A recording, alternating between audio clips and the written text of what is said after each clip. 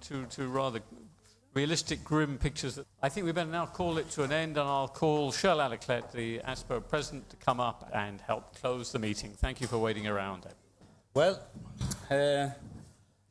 I was giving 20 minutes at the end of the conference to summarize the conference, and the summary should be over by now, according to the timetable. I will try to do some remarks. And of course, this is my personal view of things, and if I have time, I will try to write something up, and that will be available also in the after the conference. This has been something we call from below ground to above ground, and I think that very much demonstrated that it's not easy to take this message and put it forward. If we look below ground, I would say that the message that we delivered at the first ASPO conference in Uppsala 2002 is still the same. The peak, the oil peak, is still there, and the time scale when it will come has not changed that much. It's about the same. So it looks like the knowledge we have to define the peak, the production from below, is quite solid. And we have had several contributions at the conference that has confirmed this. It started out with some modeling, and it was quite interesting to have the modeling in the beginning, because they normally get space at the end. But modeling is one way to look into the future, and I think whatever we do when we look into the modeling and predict the future, we must get something that looks very convincing when it comes to the results, because we need to convince politicians and others that this is a reality. And the below ground, yes, several other contributions we have. We had, of course, Jean Lerret, that once again gave us the data, the master of numbers, I used to call him, and we also got a very good presentation of that. Other contributions had to do with the peak export, and one can say that the export-import thing is something that I also have been interested in and been working with for a couple of years. And I guess that is probably the one thing that economists will understand, because so far I haven't found any economists that don't understand that you cannot import something that is not available to buy at some other country. So there must be balance between import and export. So I think that is a good track to continue to get people to understand that this is a problem. The political part, I think, is important. So our friend from Canada, Edward, that he presented how to look at this from the political point, I think it was very good. And he pointed out that we have something in common, and we have the house in common. And the thing is that we should protect, and we should take care of what we have now and have it in common. And I think that is also some kind something we have to think about in the future. How should we use the resources we have now for the future? But because we need to use them in the best way for the coming generations. Natural gas was discussed for Spain here and for Europe, and I got the impression that you would like to suck out the gas from Africa and bring it to Europe, and of course that brings up some other thoughts that I was delivering.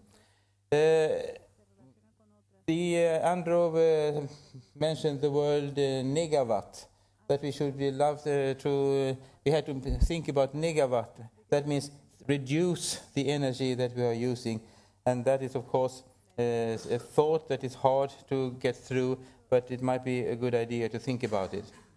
Chris came back again and talked about the projects, the future projects, and I'm also convinced that have a good view of what kind of projects is available in the future and when they will come in in time. That will be, so to speak, the timetable for peak oil.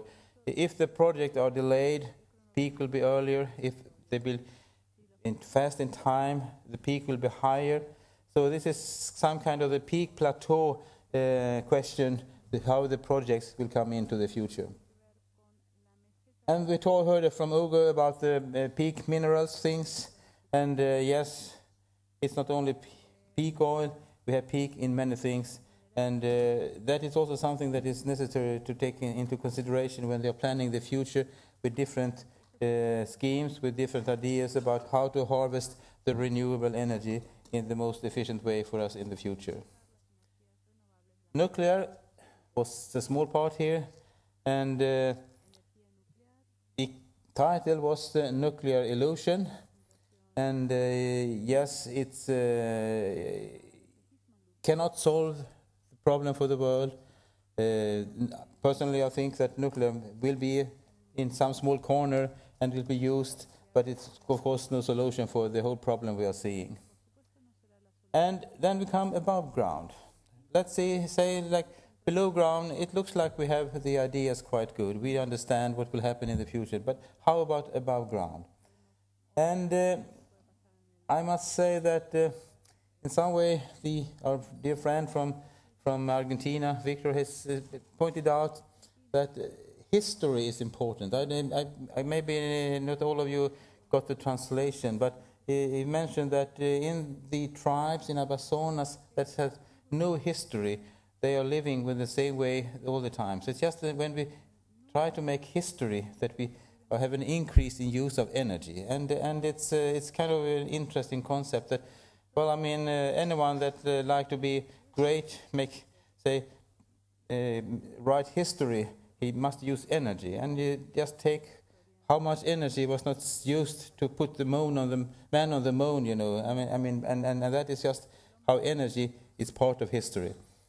And again, to look into the use we have in the United States, here in Europe, so much more than other regions, and get the views from how South America is looking into this question, I think is quite interesting.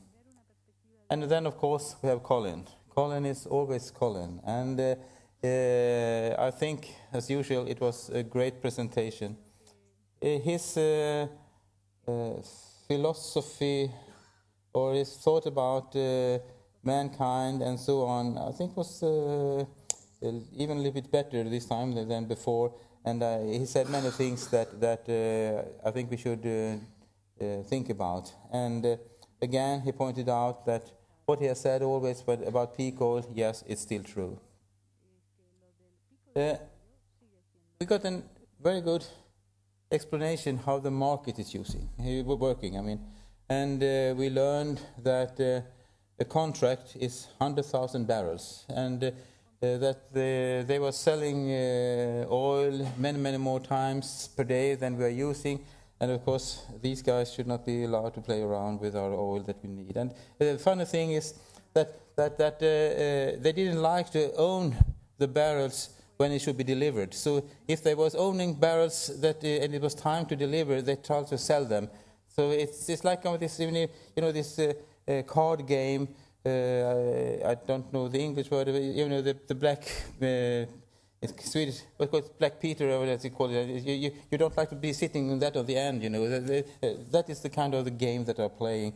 And I think we had to look over that and see. I mean, it's reality we should be working with. Okay, let's see here. Wind, yes. Wind is part of the future, but it's also something that we cannot control. And we heard it at the end now, we have heard it before by Jerome, that yes, you can make money on wind.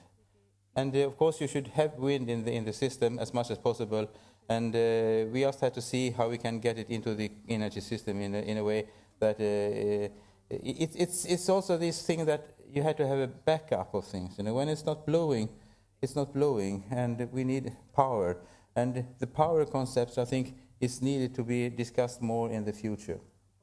Charles said, in principle, nothing is new under the sun. I have said it all the time.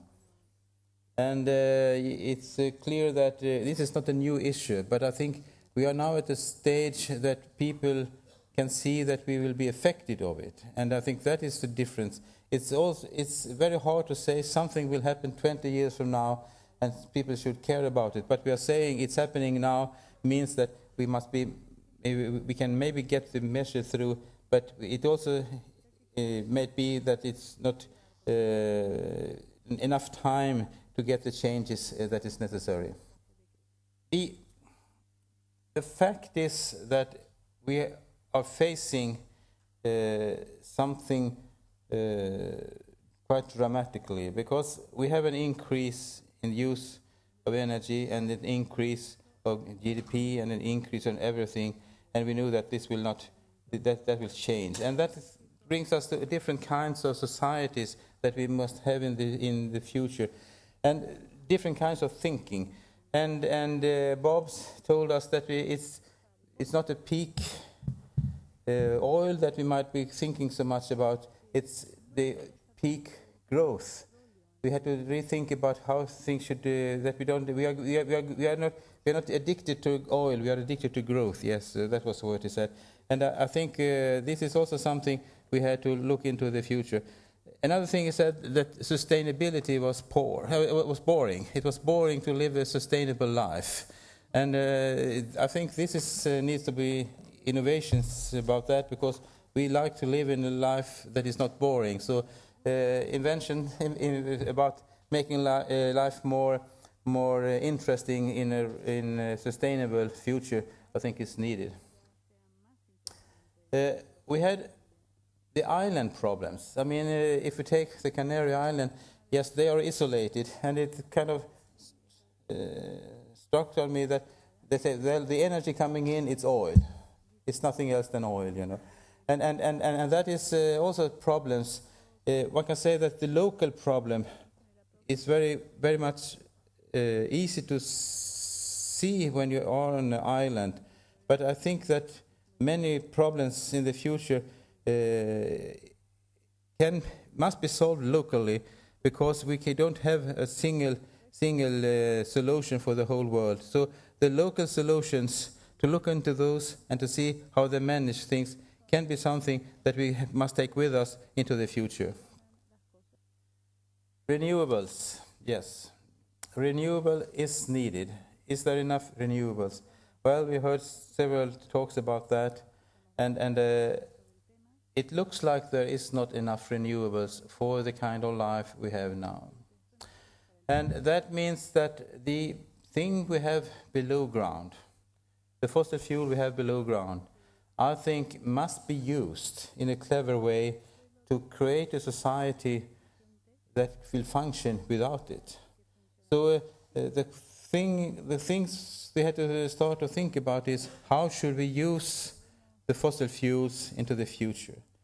It might be that we need to use fossil fuel to get renewable working for us. Yes, some of the renewable projects might not be, say, energetically so good, because we're using a lot of fossil fuel. But it might be that we need to use that fossil fuel, because then we at least will have something that will produce energy for us. So again, that is things that we had to take into consideration into the future. Very much more has been said here, and it's hard to just sit down and try to summarize these things. I will sit down in my office and think a little bit more and write down something. But I think that we should realize that politicians are afraid of peak oil. They don't really like to talk about it. But on the other hand, as you heard, the suggestions from politicians to have a decline in use of fossil fuel in principle means that it's a decline in GDP. And they don't really like to deliver that message. So just for some time now, I have been saying that peak oil probably will be politicians' best friend. because peak oil will do the thing that they can never tell us to do, force us to do.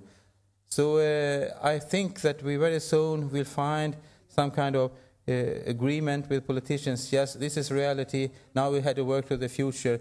Not because of the climate is saying that we have to take down these things, but we need the energy, the renewable energy and so on, to get a future that is better. So peak oil, peak gas, peak coal, peak fossil fuel, those things is something we need for the future. Politicians need it to make the things going.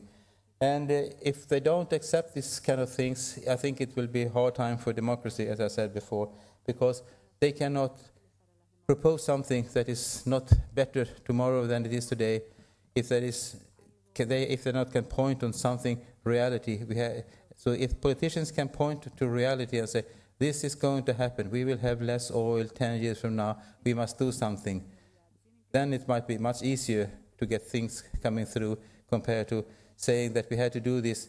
It's available, but we are not allowed to use it. People will not buy that, but they will buy the other scheme. I'm quite sure of that. So, summing up, it has been a great conference, and I think that 1 year from now, the below ground will still be more or less the same as it is today, maybe more clear. The problems above ground will be also maybe more clear, and we had to look at real solutions. I think that we heard here that at the very end that ideas are great on paper. You can put any ideas on paper, and the thing is that those ideas must be reality, and that means that the ideas on the papers should probably look different, because some of those ideas are not linked to reality, and to find ways, communications between the reality in both ways, in the reality of peak oil and the reality of the future. That is something that we had to work with in the future. And I look forward to the next conference, wherever it will be. We said last year that it should be in China, and people have asked me, where are the Chinese people here at this conference? It happened to be that the Chinese friends, ASPO China, is related to China Petroleum University in Beijing. And it happens to be that they, this week, has the 50 years anniversary of the university. So our dear friends cannot leave China and come to this conference. They asked me to give greetings to you all, and they will show up next year. We had thought that the conference should be in China next year, but they have some economical problems that they had to solve before that, so we had to look to some other place now. And we are now discussing if it should be possible to join the ASPO US conference and the ASPO International Conference. And I think that would probably be very good, because I think people in the United States also had to learn that there is something outside the United States.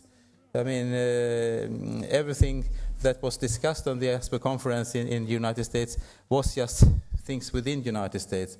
Okay, they are using such a big fraction of all the energy, but I think they had to learn that the rest of the world outside the United States also need to use some energy, and that they also probably need to use part of that energy that they are importing now should be used at other parts of the world. So I think that will be probably a very interesting conference, and I hope that this will come through. Otherwise, we will find some other country that will be hosting the international conference next year. Once again, thank you all for coming here, and I think we have had 2 great days. Thank you.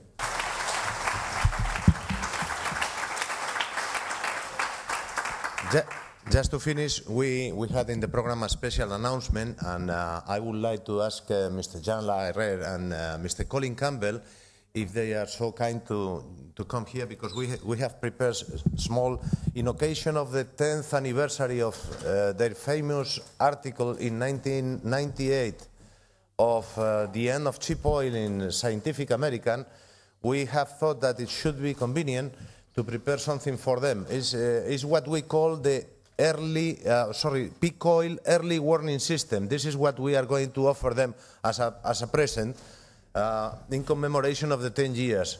Why I say the word of peak oil early warning system came to my idea because I was living in Baghdad in 1980 when one of the last big wars on resources took place.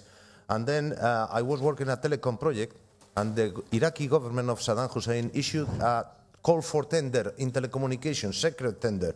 And I had the opportunity to buy this tender because I was entitled to buy it.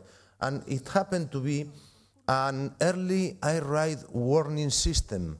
And I was very much amazed because they were already preparing the war against Iran, the war of aggression, and then it remained in my head, the word warning system, early warning system, and they are the most important people that have warned the whole world that something will happen and will be impacting the whole world. This is the peak oil early warning system to them. Thank you very much for your contribution.